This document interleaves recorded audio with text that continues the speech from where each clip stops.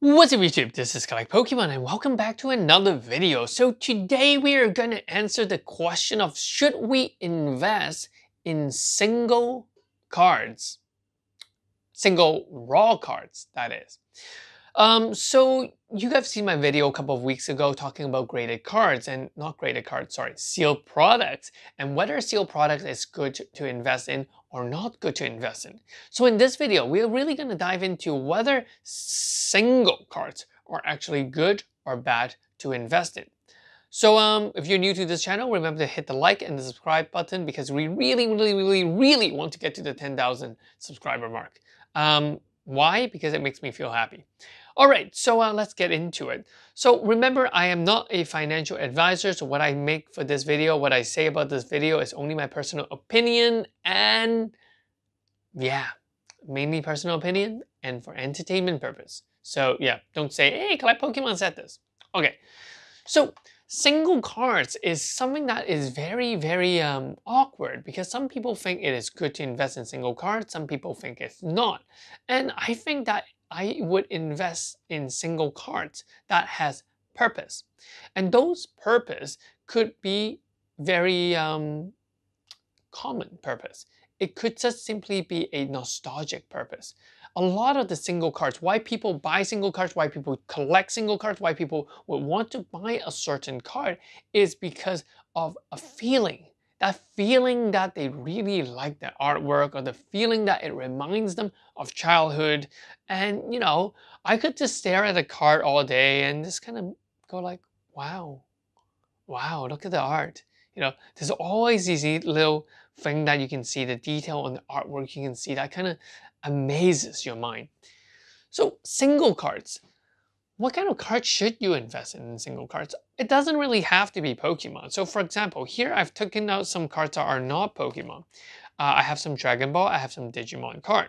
In front of me here is the Dark World Greymon card. That is around 20 US dollar, 20, 30 US dollar. This comes from BT2. It's a secret rare that comes from the Japanese set. Now, why did I think that I want to invest or why did I even want to buy this card? It looks cool to me. I like the card. I like World Greymon and Dark World Greymon and that movie with Dark World Greymon fighting the regular World Greymon, and you know, and the end, it was like, you know, the Dark World Greymon kind of sacrificed himself to close the gap between the digital world and the real world.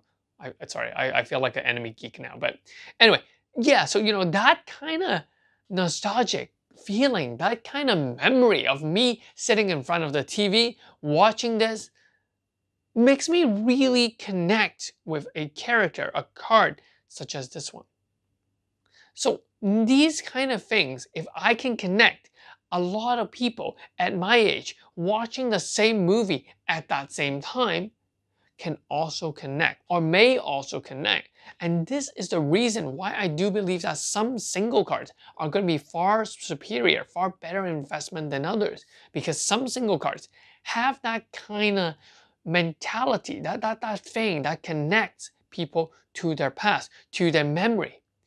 And as people get older, they really want to chase back of what they have missed when they were young, or they want a piece of the history that they grew up with. So that's why I find that, you know, some single cards, especially in Digimon, Dragon Ball Super, Pokemon, even Sailor Moon, you know, people are likely to buy into those cards because that's what their past was. And even though I said Sailor Moon, and I'm trying to stereotypically typing this, mainly only guys spend money on these stuff. Girls usually spend it on other stuff, not Sailor Moon cards. So, but you know, that is just because most of my audience is guys. I would assume that more guy is into collecting, investing in this hobby than girls. But don't get me wrong, I do know some girls that invest. All right, so that's that. What about these guys? Vegito and, oh my God, look at this card. This is beautiful. Right, wow, look at Vegito. Signed, I mean, well, it's kind of printed signature. Lovely. So, what do I see of these cards? I mean, these are really new cards. These cards are released in 2019 and, you know, they're seeing huge growth. For example, these two cards, raw card, I bought it for around $80, $60 to $80. and raw card now is going for 1,300 US dollar. PSA graded 10, I have no idea the price. There hasn't been a lot of sold listing of that. Now the question is, why did I buy these cards at first? Because, well, first, I think Vegito is cool. I think the signature is cool. And because I think they're both are cool, so I had some doubt whether it was be a good card or what. So I bought 2, sticking to my rule. When in doubt, buy 2. When you have no in doubt, buy 10. So that's what I usually do, and even for single cards too. When I see something that seems good, I would buy a few copies. Because who knows, if it goes up in price, I can sell one. If it doesn't go up, I can put it together and just stare at it. Yeah, that's the reason why I actually like investing in single cards too.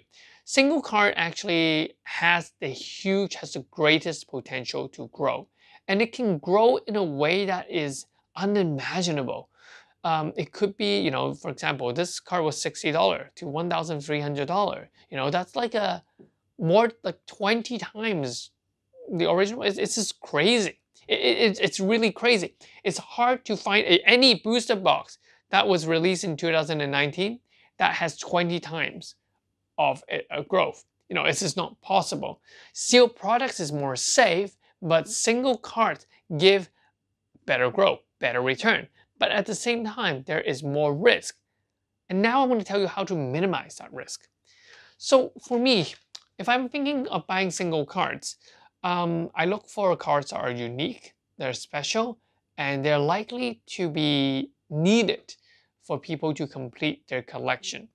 So for Pokemon, it's definitely going to be the starter. It's going to be the evolution cards, or it could be the character rare. So those kind of cards, those kind of single cards, which they actually increase the collectability of it, should always be good to invest in. Now, knowing what card to invest in is good. Knowing what price to get the card is also very, very important. Many single cards that are worth investing in or will see the highest return is when you buy it, at a relatively cheap price, when people are not putting their eyes into or onto those cards. I'm talking about the price of cards that are around $20 US to around 80 to 100 US dollars. So let's just say the range is 20 to 100.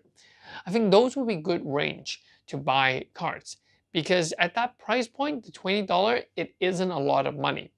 I mean, if you buy a booster box, that's $100, you can buy 5 of these cards. And given the growth rate of these cards, let's just say these are 10%. The growth rate of booster boxes or sealed boxes can only be most likely triple, quadruple, 4 times, 5 times. But single cards has a much bigger growth. But here's the thing. I would not recommend stacking up on single cards. I mean, I would buy 2 or buy 3 or buy 10, but I wouldn't buy like, I don't know, 40, 50 of the same card, because I do believe that it's much harder, it's much riskier when you buy that much. Yes, it can grow, and when it grows, it makes you really happy. But at the same time, if it doesn't grow, why not just buy something that has a much more stable growth rate, which is like a sealed product. So that's something that I would also consider. Other than the type of card, I would also consider the price in which these cards are coming in. What about the really, really low price cards like $2, $4? Would I buy those for investment? I would buy some, but again, I would not buy a lot, because at that range, it's very difficult for people to justify whether they want to grade that card. If you bought a card for $4, $5, it's very difficult for you to justify that. You want to spend like $75 grading that card. That's one thing. And if you can buy it for $4, it means everyone else could buy it for $4, or everyone else can remember that this card was selling for $4 or $5. What that means is that there is this kind of barrier. People knew it was selling for $4 before. They're much less likely to buy it for $400 because they had that mentality. They know it was only $4 card from before. Whereas these cards, which are like 30, 40, 50, or even $80 or $100, people know that was for $100. So, the psychology of it is that, oh, it's $100. Now it's $1,000. Well, it makes me feel better. It makes me feel that, hey, this card was actually worth something back then. It's just worth more. Rather than that, hey, this card was worth like $1 or $2. Now it's worth a lot. It's much difficult to sink that idea down. So that's the second thing. The third thing is, would I want to grade these cards? To be very honest, I don't like grading all the cards all the time because I think that grading is expensive.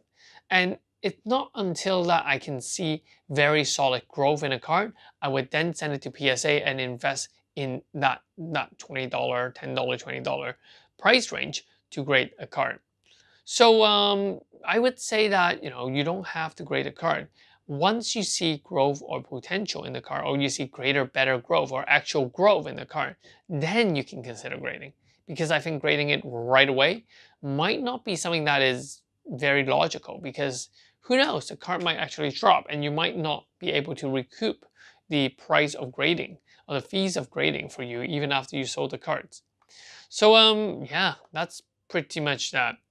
Yeah, what I really want to bring into here is that why single cards has huge potential and why it can be something very good to invest in, because you just simply don't have to put in as large lump sum of money than your sealed products. And it doesn't matter if you grade it or not, because you still physically have the card. As long as you keep it and maintain it in a safe place, you can always send it to grade at any time. So that's pretty much it for this video. So guys, let me know in the comment section, which single cards have you bought recently? It doesn't matter which franchise. Could be Dragon Ball, Pokemon, Digimon, Yu-Gi-Oh! And, maybe in the past 3 years. And let me know what price you bought that card at and what price is the card now. And, we can just take a look at, every single of your comments and, just kind of see, how the single card market actually is very, very good. So that's pretty much it. I'll catch you guys in the next one. This is Collect Pokemon. Hit the like, subscribe, and notification bell. Peace.